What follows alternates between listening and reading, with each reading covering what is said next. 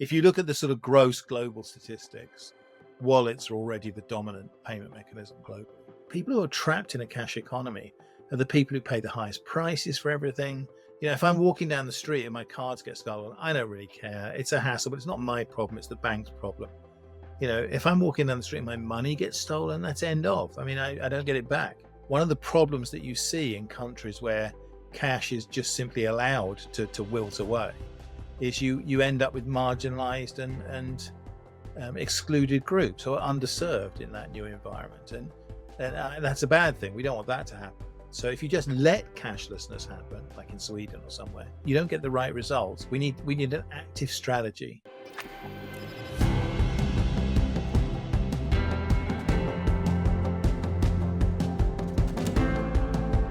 Welcome to the Peak IDV Executive Series video podcast, where I speak with executives, leaders, founders, and change makers in the digital identity space. I'm your host, Steve Craig, founder and Chief Enablement Officer for Peak IDV. For our audience, this is a video-first series, so if you're enjoying the audio version, please check out the video recording on executiveseries.peakidv.com, where you can watch the full episode, read the transcript, and access any of the resources or links from today's conversation. This week, I'm thrilled to be speaking with world-renowned keynote speaker, author, and global advisor and investor in financial services and identity, David G.W. Birch. David is a recognized thought leader and top voice in digital identity and digital money. His book, Identity is the New Money, published in 2014, is considered to be the pioneering perspective on identity as the economic enabler for the digital economy. Today, he is principal at 15 Megabytes Limited, his advisory practice, and serves as global brand ambassador for Consult Hyperion, the secure electronic transactions consultancy he helped found in 1986. He's also non-executive chairman of DigiSec Limited and serves in a number of other board-level advisory roles with companies in Europe and North America. He holds a number of academic positions, including Senior Research Fellow at King's College Business School in London and is Associate at the Moeller Center at Churchill College in Cambridge. I've been following David's work in identity for my entire time in this field, and it's a true honor to be speaking with him today. Mr. Birch, welcome. Thank you for making the time to be on the podcast. That's a very kind introduction, Steve. Thank you very much. Yeah, it's a pleasure to be here. It's an amazing background.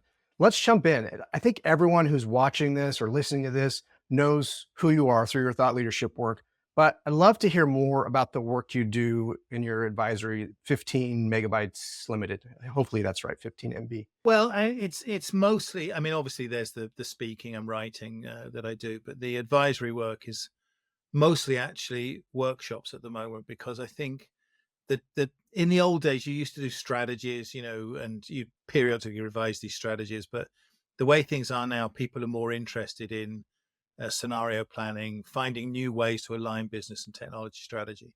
And it's very enjoyable work, actually. So I do a lot of work on technology trends and how to get businesses to understand how to take advantage of those trends. And I'm fortunate that I get a global perspective on this, which I hope is useful to people. That's great. When I was reading the website and preparing for this conversation, I hadn't known a lot about your advisory. I see that you work with the large global banks, financial services, telecommunications providers. What are the trends right now that the executives and the boards are coming to you for guidance on? I would say, if you look at the work I'll just pick work that I was doing last week, because that's what's in my head right now. This is for banks, not to businesses in general, but for banks. By far the biggest priority is artificial intelligence and how to develop an appropriate strategy towards artificial intelligence. And I wrote a piece for Wired a few years ago, actually, which I thought was very futuristic. And I said, because I'd been looking at AI in that context. And I said, look, the things that banks want to do with this. I just read a thing in the FT today about Klarna using AI to reduce their number of staff.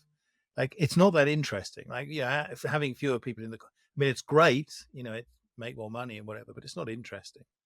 And I said, I thought, the revolution in financial services, retail financial services, is about customers getting AI. It's not about banks getting AI. And trying to work out how to respond to your customers suddenly getting massively smarter in a relatively short time is surprisingly difficult and surprisingly interesting as well. So AI, it used to be AI is the number one.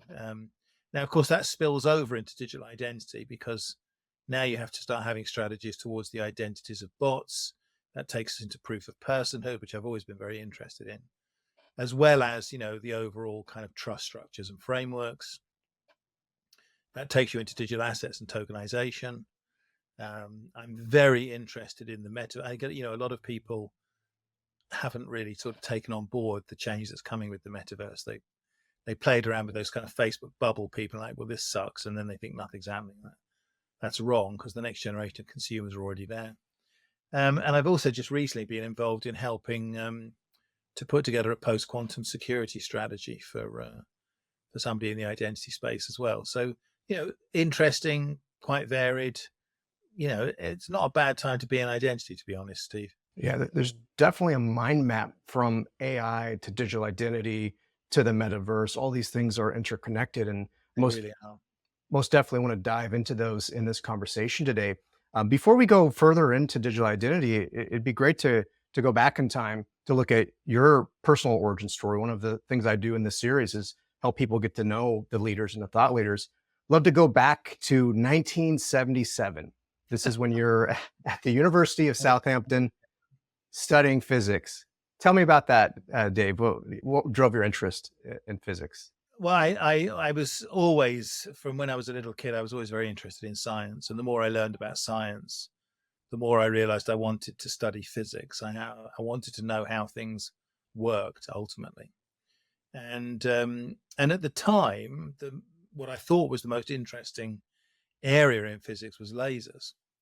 And Southampton had a very, very, in fact, it still does, had a very strong laser optoelectronics research base. So I decided to go there, and which was great, because I absolutely loved it there. It's a fantastic university, and I had a great time there. Unfortunately, it turned out I wasn't that good at physics, which is a bit of a drawback if you're, looking for that as a career. I had real problems with the, when you have to picture the cat falling and you have to work out, you think of it as 3 cylinders, and you've got an elephant of negligible mass on an infinitely extensible string, but I was good at math. And so I could shut up and calculate. So being good at math got me through. But of course, you pretty soon realize you're not going to be, one of the top physicists at CERN. So you have to start thinking of other jobs. And in those days, computers were the obvious way to go. And I was good at it. So, yeah. So I started off studying physics, graduated, and then went straight into IT. Very cool. Looking at the time horizon, 1977, another big thing happened. The first Star Wars movie, May 77. Did you happen to see that over summer? And you're like, this is going to be my focus. My memory. So for that, I know it annoys people, but I'm not that fond of Star Wars. To me, it's just, what was me is much more in 1979 when Alien came out. That was the definitive movie of the future by and I just went to see Romulus at the IMAX a couple of nights ago and loved it. So I'm still in that sort of mode, Right. Well, I have not seen that. Well, let's talk about that later in the episode today. No spoilers, but I want to get your opinion on something related to the Alien movies. So you finished school, you graduate, and then you set off into the world following your career path. I see you joined a consulting firm, Logica, and then yeah, I didn't really know what I wanted to do, and so I thought, and I didn't even really know what consultancy was, but in those days, companies used to come around to the campus, and they would like hire a pub for the night and give you free beer if you. In those days, it was like Burroughs, Honeywell, IBM, that, and I happened to go with I don't know why, but I happened to go to one for a consulting company, and the thing that sticks in my mind is that they said, well, if you join us, you get to travel. And I really wanted to travel. So, so I found myself in consultancy, and I thought, well, I'll do consultancy for a couple of years until I find out what I'm really good at. And then but it turned out I was okay at consultancy, and I liked traveling and meeting new people. So yeah, it was a fantastic decision. I had a wonderful time. I believe they still set up booths at universities to recruit. It's been a while since I've been there, but they have jobs or credit card applications. You get to pick which one path you're going to go down. Well, looking at your Logica background, I saw something really interesting that you made the cover of the company's annual report in the first year. You have been reading all the stuff online. Yeah, and a very weird thing. So the company for their annual reports, they commissioned an oil painter, and they basically they had people going around taking pictures, and then the pictures they liked they would give to the painter, and then he would do like an oil painting version of it, and that's what would go in the report. And they I guess they were trying to sort of shift the image of consulting. And yeah, I'm standing on the stairs wearing jeans and an old combat jacket, smoking a cigarette, if you can believe it. This is in 1980, and talking to a colleague of mine on the stairs, and they decided that would be the picture for the inside back cover of the annual report. I treasure that picture still, to be honest. So yeah. I think that when they were trying to plan that cover, they were thinking, we need to recruit younger. We need like a Mick Jagger type, or maybe Paul McCartney. We need on the cover, and they David Birch will do. But yeah, I don't know about Mick Jagger or Paul McCartney, but yeah, somebody wearing a combat jacket and smoking a cigarette was just what they were looking for. So right. Well, you were there 6 years, so that's quite a good run to be doing consultings. Where did you travel, and what were your engagements like? Yeah, well, I mean, I found myself working on secure communications, which I really liked, and obviously a lot of that was for the military. And then because I wanted to travel, I lived in Indonesia, in the Netherlands, in the US a couple of times. So I got to travel around and work on interesting projects. I'm so grateful to the company for that time. I learned an amazing amount. Well, it sounds like an ideal time to be traveling, young, fresh out of school, different perspectives, different cultures, but you left. And I see 1986, just a few years after graduating and doing your Logica run, you helped found Consult Hyperion. Yeah. So some colleagues said, actually, we've got an idea for forming our own consulting company. Would you be interested in doing that? And I moved back to the UK at the time to join them and help get it underway. And I was like, well, we'll see how this goes for a couple of years. And, nearly 40 years later, I'm still there. So it kind of worked out okay. Curious about the origin of the name. It's pretty unique. Was that always the name, or something else? Oh, we spent ages trying to, like you always do, because in those days, domain names weren't a concern. You just had to try and think of a good name. And I mean, it's a bit hubris. I mean, Hyperion was a name of one of the Titans in Greek mythology, who rose up against their parents, and so we thought that would be a good name for an upstart consulting company. And then a few years later, we had a brand guy look at it, and actually he came up with the idea of Consult Hyperion, to like put the active verb in, which was interesting because at the time everyone else was, you would have like systems or software or whatever, but not consult, right? Or you would say like so and so consulting. It was novel at the time, and of course, and then we ended up getting the domain name CHYP, which was great. So it all worked out. I always find it fascinating how those early businesses come together and the names, and sometimes they don't stick, but sometimes they endure 40 years. Like you said, I'm very proud of it.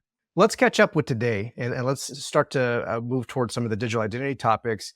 We're recording this at the end of August in 2024. It's almost a half century from your time there in Southampton.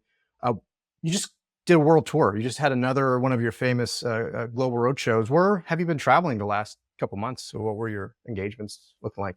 The last couple of months was US.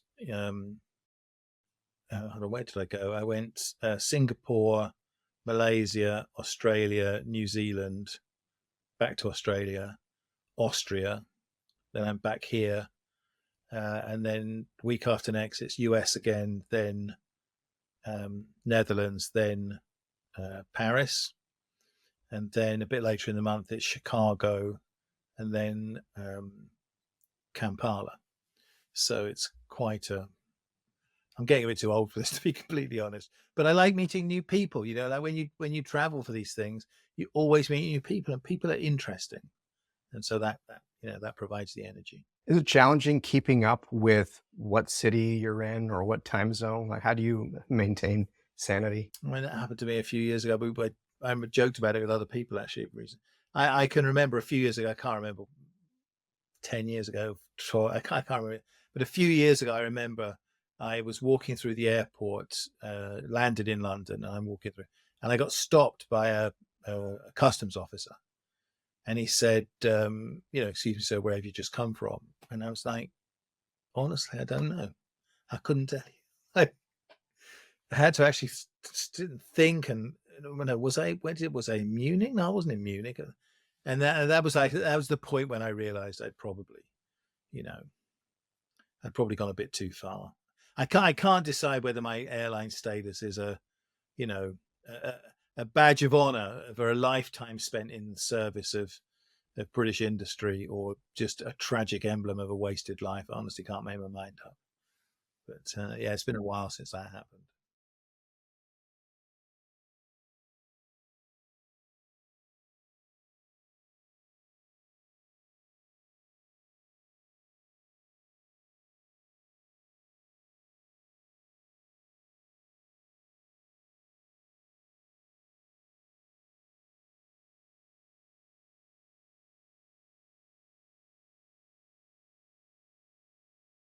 Well, I mean, the book was. I mean, I'm very proud of it now. I mean, looking back on it now, I mean, at the time, I thought I was just writing down stuff that sort of everybody knew. You kind of, but a couple of very important people have persuaded me to actually get it down on paper. Looking back on it now, I feel quite proud of sort of seeing this turning point, and it came about because a lot of the I was doing a lot of work in payments, and a lot of the problems you come across after a while, you begin to realize these aren't really payments problems; these are actually identity problems. And in fact, I found a quote.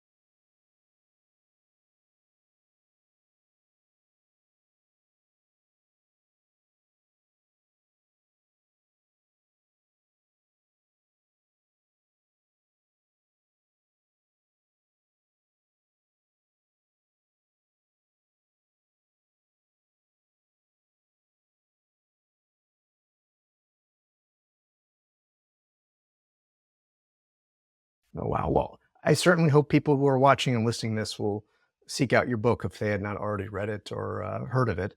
Um, when you think about the changing landscape of digital identity across the world, we just covered how much you travel and frequently in one country, then the next, then the next. Are there certain countries that are more closer to the vision that you laid out in that book versus others?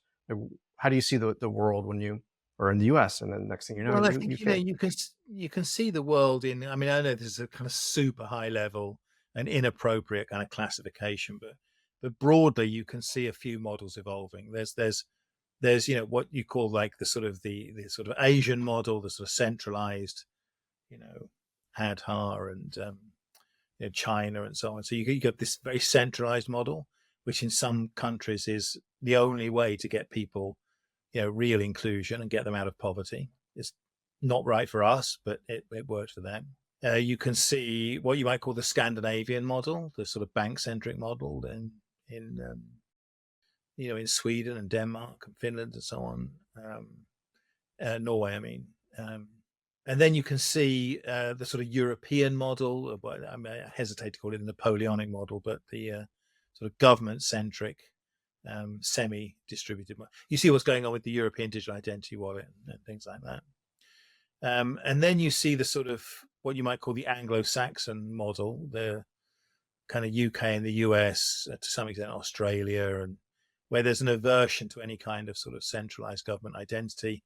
And we really want very different solutions for these kind of things. You have what I don't know if it's the right word anymore, but I tend to think of it as the Commonwealth model that you see emerging out of Canada, actually, and Australia now, New Zealand, where the government defines the framework, but not necessarily the content. I mean, the UK is going in that direction as well now, and I think that's quite promising. So if I had to pick one country, I think that's quite hard. But the countries I'm most interested in at the moment are probably Canada, where you have the Pan-Canadian Trust Framework, and you have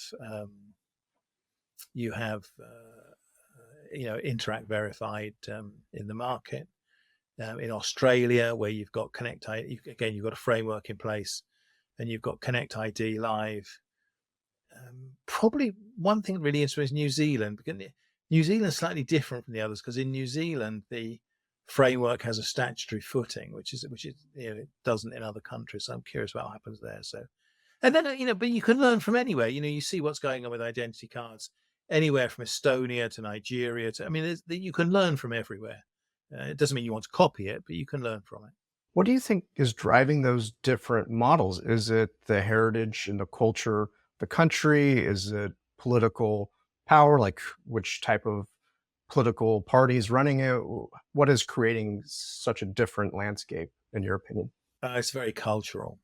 I would say cultural, rather than political. I mean, it wouldn't matter which government was in power in the UK.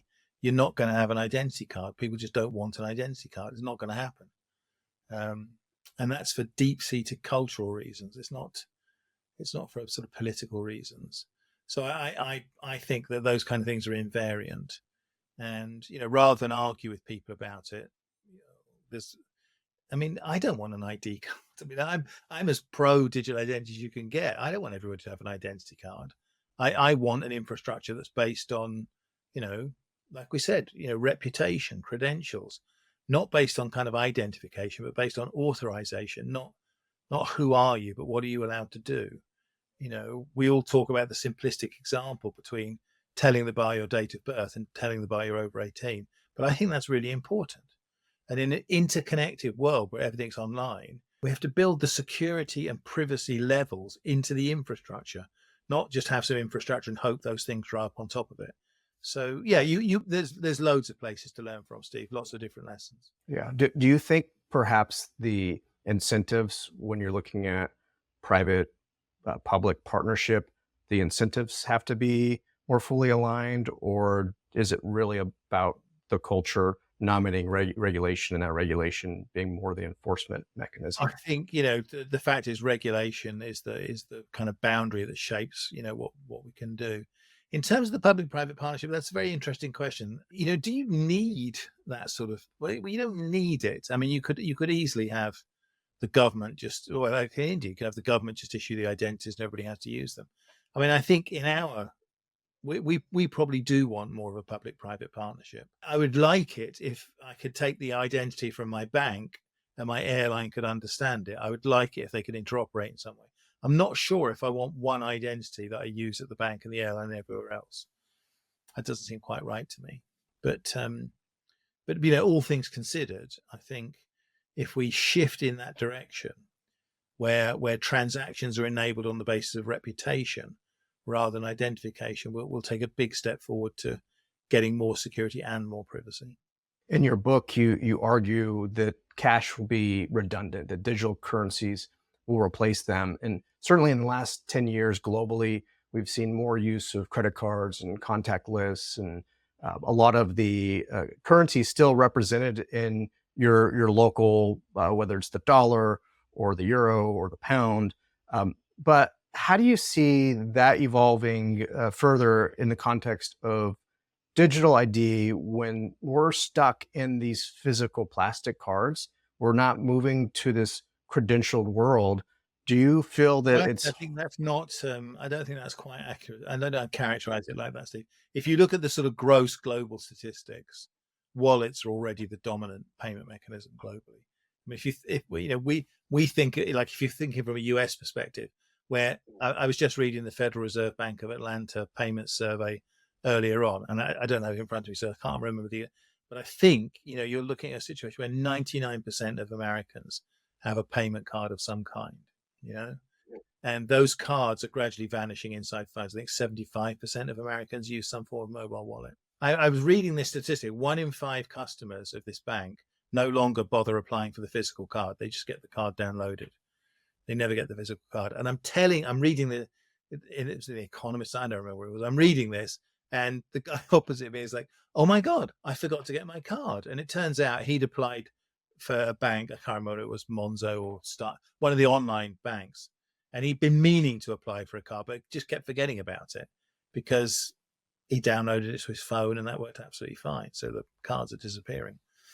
I think the issue about cash is probably, I get into horrible arguments with people about this. And I don't want to restart any of those arguments, but there's an assumption that cash is like a kind of inclusion. I don't know that it's good for people that, but the thing is, people who are trapped in a cash economy are the people who pay the highest prices for everything. They're the people that get shaken. Like, it's just basically, if I'm walking, actually happened to me when my phone got stolen. If I'm walking down the street and my cards get stolen, I don't really care. It's a hassle, but it's not my problem. It's the bank's problem. If I'm walking down the street and my money gets stolen, that's end of. I mean, I don't get it back. It's people who have cash that, have it stolen and lost and so on. So I don't like that sort of view that if you think cashless is good, then you're Hitler, essentially, which is the kind of view you get on, or mad, which is the other thing you get on LinkedIn all the time.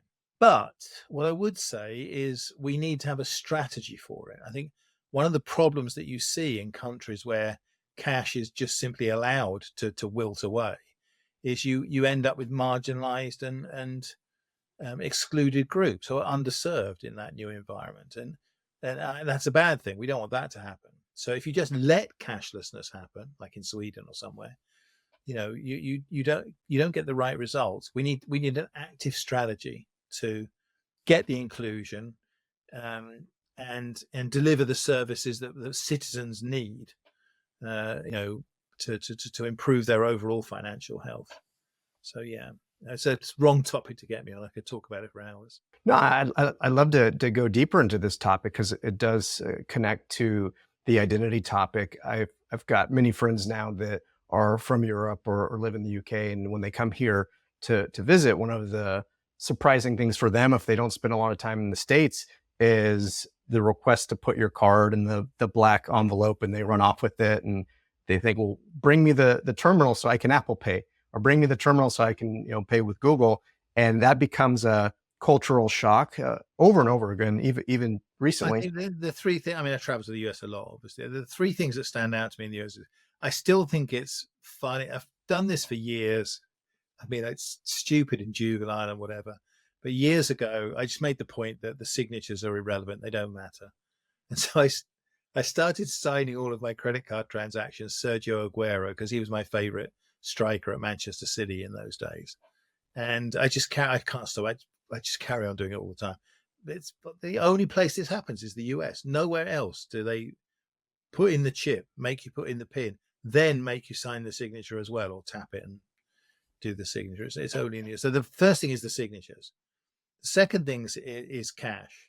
I mean, I go to New York and I noticed, like, and this has happened more than once, where you go into a restaurant, order some food, blah, blah, blah, comes to the end, you put down a card, they say, oh, we're cash only. You didn't see the sign, but cash only.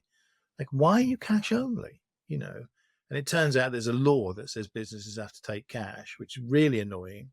And actually, what businesses have done in response to that law, as I'm sure you well know, is they've put the reverse ATMs in. So you put the cash into the machine gives you a plastic card with that value on it, which you then go and use at the counter to pay. I mean, like, this doesn't make any sense at all. And things are about to get even more complicated because is it Illinois where they're passing a law that you can't charge interchange on the tips or something? I mean, it's all sorts of weird things going on. So it's odd from that point of view. The third thing, of course, is always, which is even when I lived in the States all those years ago, was baffling to me, was people using checks all the time for everything. I saw a thing in the paper, I think you may have turned a corner, because I saw that Target has stopped accepting checks.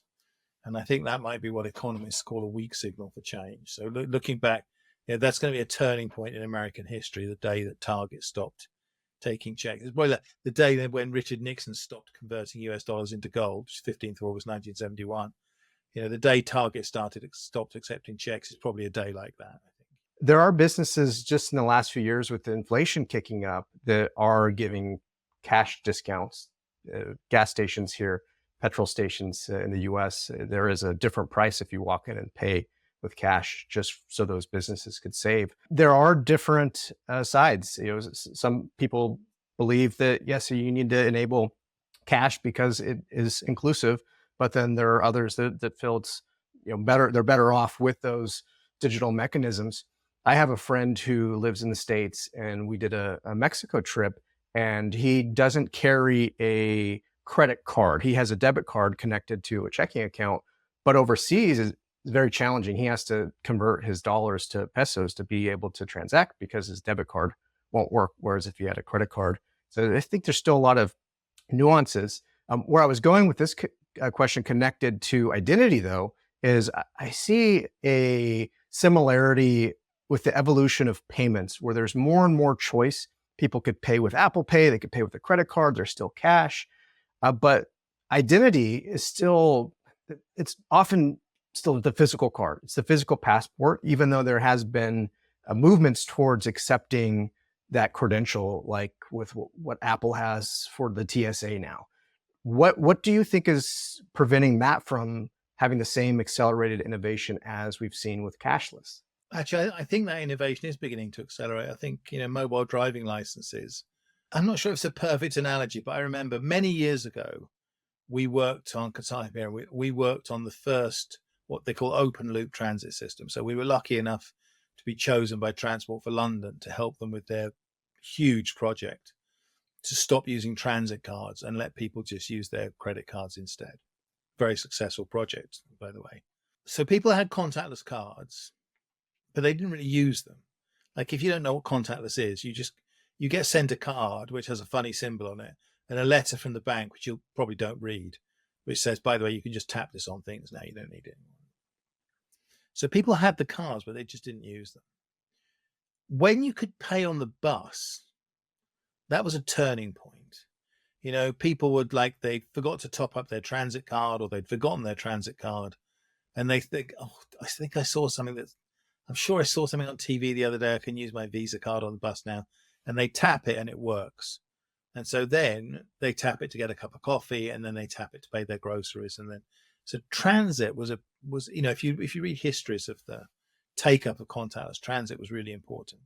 I wonder if the mobile driving license isn't going to be a bit like this on the identity side of things, because as people get used to using their mobile driving licenses, and by the way, when I was in Australia last week, I saw, I don't want to get boring into the technicalities of things, but part 5 of the ISO standard, the MDL standard, allows you to issue identification documents that aren't driving licenses. So companies could issue employee credentials using that same format, for example, or, football clubs could issue fan passes, using that same standard.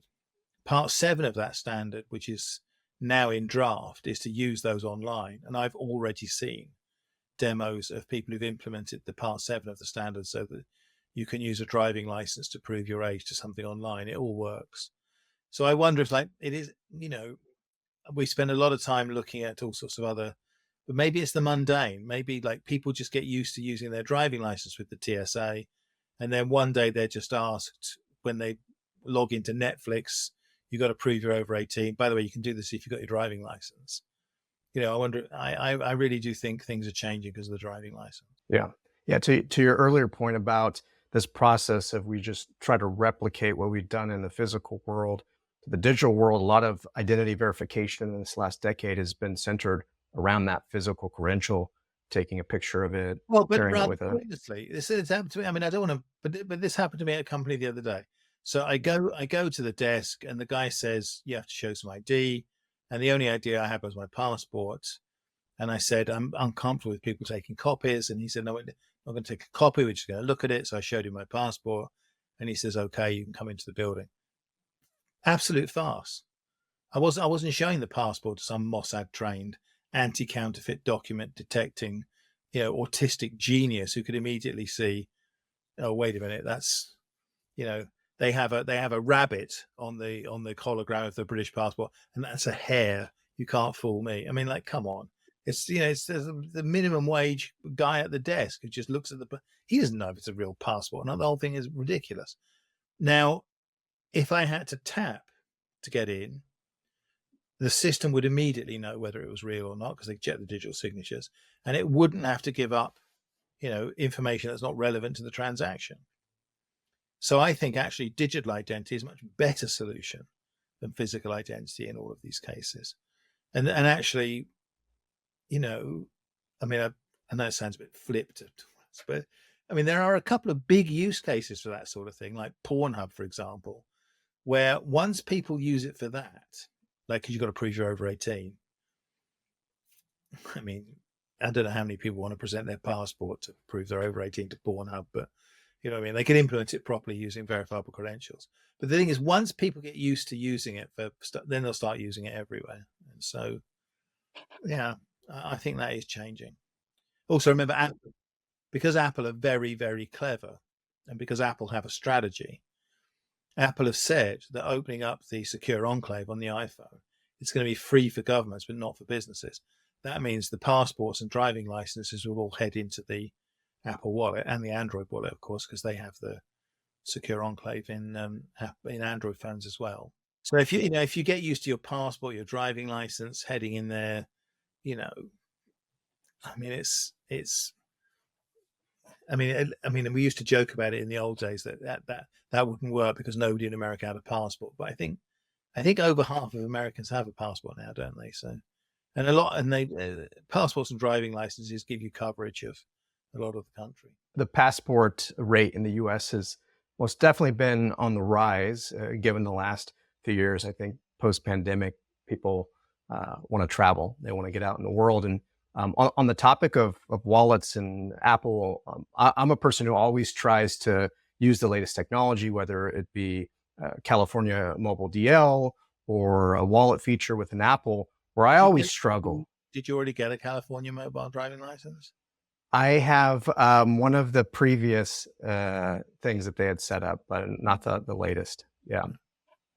I'm just curious how the user experience looks to people, The challenge that I always run into is then what? Like, what do you use that credential for?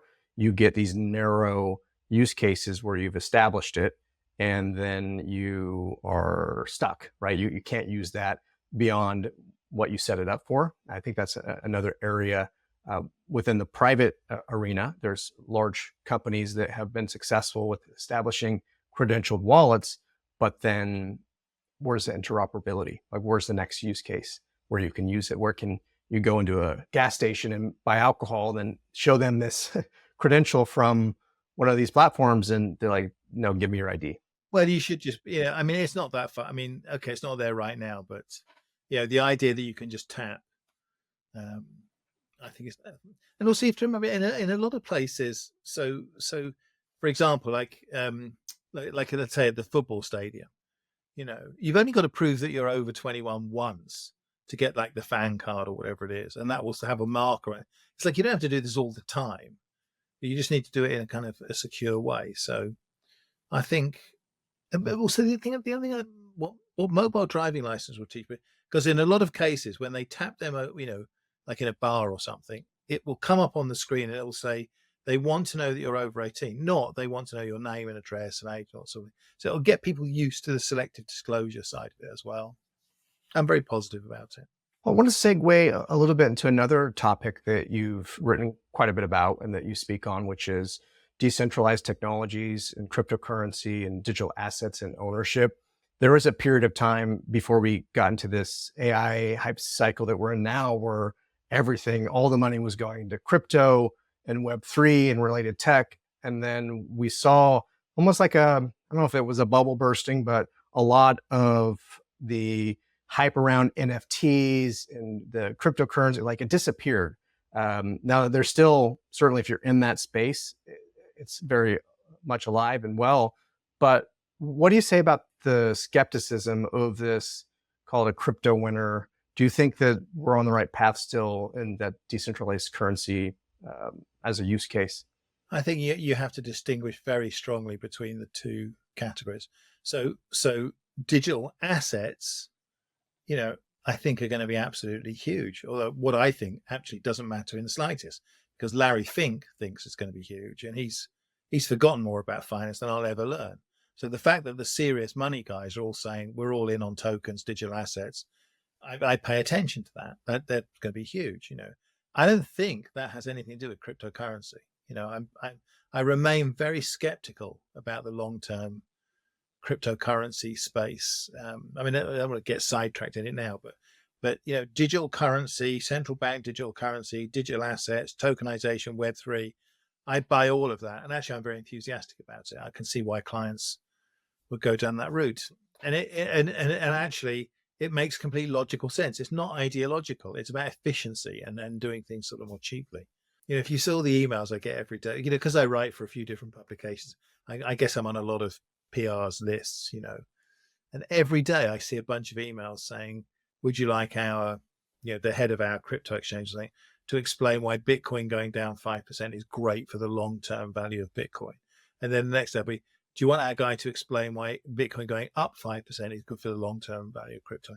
Would you like our guy to explain why crypto not changing in value at all today is good for the long-term value of crypto? It's disconnected from the real world. It is, but digital assets, massive. Yeah, unfortunately, with Bitcoin and the cryptocurrencies, it just became speculation and gambling. People weren't using it to transact digitally; they were using it to buy and hold and hope that it would appreciate in value. I don't want to ignite any further controversy. I don't want to get you cancelled by anybody, but I think there are very good arguments as to why cryptocurrency should be regulated under gambling regulation and not under financial services regulation. Regulating it as a financial service kind of legitimizes it in a way. It sort of says it is a financial service, and it isn't. It's gambling. So, there's a public health argument which says, well, regulate it as gambling then, try and stop people from getting completely ruined. But anyway, there's a sidetrack. It doesn't matter. Well, related to cryptocurrency and just how we exchange money and do transactions globally, your third book, The Currency Cold War, explored different geopolitical implications of digital currency. And one of the, benefits that I've heard from the cryptocurrency community is like this ability to leave the purview of governments, right? And so we've seen a lot of cryptocurrency in the dark web and in fraud and organized crime. And fortunately, I agree with you that like regulation and making sure that we have the same KYC and AML rules applied to that are really key. But what's your perspective on digital payments when it comes to large governments adopting these currencies, or just when it comes to things like currency manipulation and then digital payments and the trend of governments wanting to know more and more about, hey, if you've sent $5 to Steve, now I need to know who you are. What's your perspective on that evolution? So the reason I wrote The Currency Cold War was because I was doing a lot of work on digital currency, and we were looking towards central bank digital currency. But it seemed to me that people, I'm going to say lots of people did know this, but it seemed people hadn't sort of taken on board quite how important this is.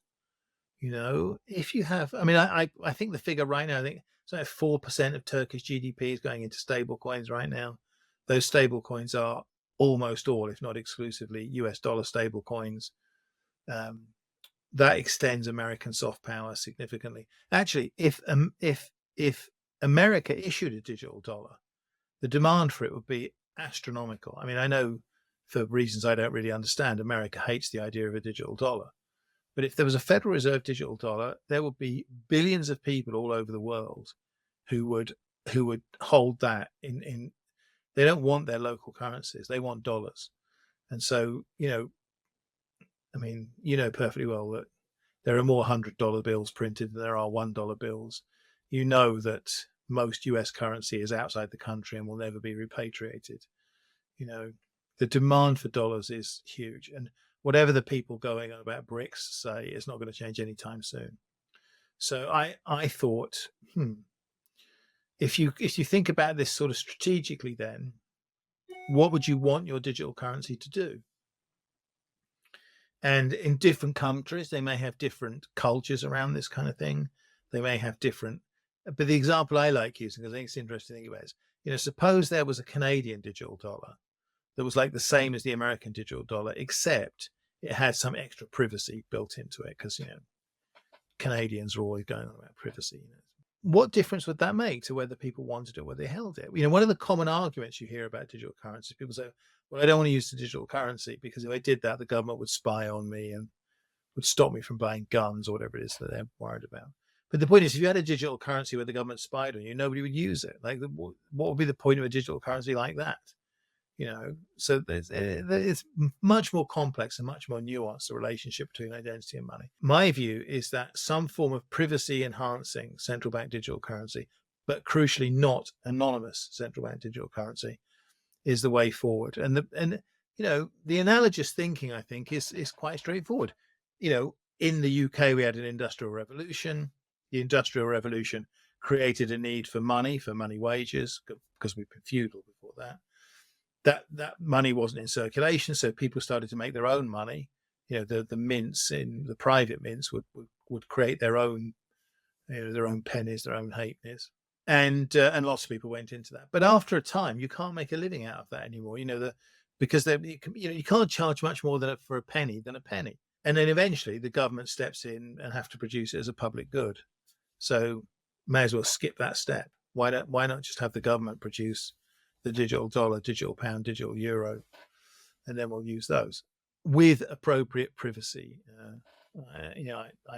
I hasten to add. And of course, that takes you back to identity, because then you sort of think, well, if I'm going to have some sort of digital currency, I've got to put it in some sort of digital wallet. If I'm going to have some sort of digital wallet, I have to have some sort of digital identity. What digital identity am I going to use for that? Of course, in the US, for example, there is no digital identity at the moment. So what are you going to do? If you make the rules about digital currency the same as the rules for example, having a bank account, well, then you're never going to get the coverage in the population that you need, to make it truly useful. So anyway, it's a long way away. Whatever politicians say about central bank digital currency, it's a long way away. And I think the Bank of England's perspective on this is actually really pretty good, which is that we need digital currency. It's important to support the next phase of the economy, but there's no burning platform. We don't need it tomorrow. Like right now, I can use my card in the supermarket and everything's fine, So let's spend the time to work out what a digital currency should do in an online networked economy, and then work backwards as to, well, how should it work then? I'm a big fan of central bank digital currency, but we don't need it tomorrow. Excellent. Well, we're coming up on time, Dave. And one of the topics that we really haven't hit on yet that I want to cover is AI, artificial intelligence, deep fakes. Sometimes we're hearing the term cheap fakes if they're not using AI technology, misinformation. In the US, we've got a presidential election that we're barreling towards in November. And you and I are both serving on the Deepfake Summit Advisory Board. Yeah. What do you think the impact of AI and deepfakes is on money, on digital money that we've just talked through? Look, I'm with Mark Andreessen on this one, who's also a billionaire, and you should probably listen to him instead of me. But he said a little while back, look, you can't fight AI with AI. That's a Red Queen's race. In order to do something about authenticity, reality, fakes, we need digital identity infrastructure. It's as simple as that.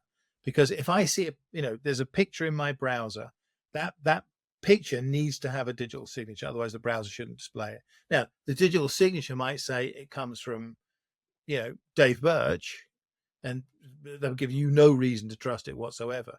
But the point is, at least you know where it came from. And if it didn't carry a signature, then you know it's been altered or amended in some way. And people are already working on that sort of stuff now. But I think, this idea that we need digital signatures, credentials, cryptography, we need math to do something about fakes rather than AIs trying to spot other AIs.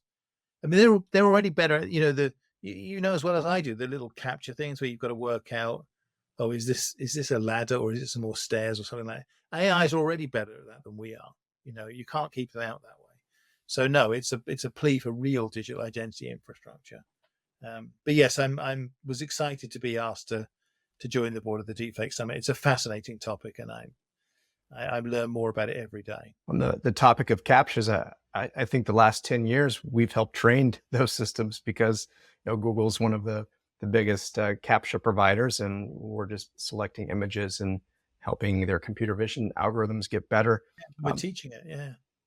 On another related topic, this is something that I think quite a bit about in digital identity, is this idea of us having AI agents that know everything about us, that know our preferences, that have connections to our bank accounts, that could book travel for you as much as you're out in the world, knows your preferences, your rewards programs. How do you think it changes our relationship with money when we have these AI agents or personal assistants that do things on our behalf? Well, personally, I can't wait. I mean, I wasted 2 hours yesterday looking at these different savings. We have a form of tax efficient saving account here called an ISA. Like, it's a middle class. Like, every year you have to look at these different ISAs and work out which one you want. I don't know, and it's a waste of a couple of. It would take bots a nanosecond to look at all these different ones. Okay, you need this one. The idea that for most people, I include myself in this category, the idea that I could make better choices about money than even the most rudimentary bot is laughable. I mean, I'm not good at money at all. A bot could scan 1,000 accounts in a second and work out, what they need to do. So I can't wait. But also, remember, a lot of the stuff, you and I are interested in it, Steve, but to most people, payments are pretty boring. Like, I don't really want to get involved. Like, if I go park my car, I don't want to press any buttons, or I just want it to park. My car has more computers in it, I'm told, than the Apollo space station, the Apollo space capsule. So, and my car, it comes up on my phone. We know where your car is parked. Okay, it's parked at the station. So pay the car parking then. Why are you even telling me about this? It's so dull, So I think actually the sooner bots, and I'll say something controversial here, because I actually think trying to get financial literacy is really an uphill struggle. I mean, teaching financial literacy to people, that's really, really difficult. It's probably better just to get the bots to do it for them instead, to be honest. Yeah, on the topic of travel, I was looking to book a trip from San Diego to Singapore. And it happens to be United that's the best option for me through SFO. But all of the different options they have these days, it's like I need a degree in math or physics to be able to figure out how to get what I think is a good deal. I still haven't booked it because of that. So I feel like an AI system would be better at that. Well, Dave, we're at the end of our conversation. We're running a little bit over. If you've seen any of these episodes of Executive Series, I like to go a little bit beyond the profile, share more about the person behind the press releases. And one of the things I've loved about following you on LinkedIn is you always do these videos out in nature. It reminds me of like the David Attenborough of digital identity, and you have great talks. Is that something you love, nature, or how did that come about? It's just turned into its own thing. I mean, it's just honestly, if I'd have sat down with a marketing consultant and tried to plan this out, it would never have happened. It's just one of those things. It's a sunny day, you're out walking. And I'm trying to think of things that I'm going to write in my Forbes column, and I've got one or two ideas, and I just do a little video about that. And I got such nice feedback on it. People really liked it. I just carried on doing it. And now if I don't post one of those videos for a couple of weeks, I get emails from people like, are you okay? It's everything all right, But people like it, and it's fun for me to do it. I try to get out every day. You know what it's like now. We're in front of the screens all day long. I live right around the corner from a lake and beautiful area to walk. So I try every day not to just sit at the screen all day, but get out and walk around. And, you know, sometimes when you're looking at the ducks, you can say something interesting about digital identity, thank God. So Yeah, I think you started a trend because these days a lot of people are taking walks in their neighborhood and doing videos. But yeah, no, I take that as I mean, I do. People say imitation is a sincerest form of flattery, and I think that's true. Maybe I was responsible for sort of kickstarting this a little bit. yeah, you had one this week, I think, where you were on a moving walkway. I thought it was a virtual background until the thing stopped, and I'm like, oh, he's like walking backwards on a moving walkway. So, bravo. Well, I think I try to mix it up a little bit now, just not sort of just strolling around through the trees all the time. Sometimes it works, sometimes it doesn't. When you're not making those videos and you do things for fun, if you have the time, what do you like to spend your time, your hobbies or other activities? I love role-playing games. The Alien role-playing game from Free League Publishing is absolutely fantastic. I love that game. So Dungeons and Dragons. I used to play Dungeons and Dragons before it was cool, and now I love it even more. And of course, the new revised version is just about to come out. I like going to watch soccer, and my local team is Woking FC. I've got a season ticket over there, so I like to go and watch that. And I do like movies. I do like watching movies. Unfortunately, I like watching the same movie. I've got to get out of the habit of sitting down to watch Aliens every week when I want to relax. I really should try other movies sometimes, I think. Well, I've got a question that might be polarizing for many who follow the Alien canon. Prometheus, love it or hate it? Hate it. Hate it. Wow. I love Prometheus. I watched that. It just did not work for me at all. Didn't work. Great. Well, we'll have to agree to disagree on that one. I thought it was a great movie. Well, we're at time. We're going to wrap up today, Dave. Thank you so much for sharing all these insights and spending time with me on the podcast. For those that are listening or watching, what's the best way that they could engage and learn from you? Well, follow me on LinkedIn, of course, DGW Birch, or have a look at subscribing to my Substack, dgwbirch.substack.com. Excellent. Well, I will put links to both of those right in the episode transcript. Dave, thank you again for being here today. It's been a true honor to have you on Executive Series, and I look forward to collaborating with you in the Deep Fake Summit and maybe seeing you out in the world at one of these conferences at some point. Thank you for making it fun for me, Steve. It was easy. Look forward to working with you.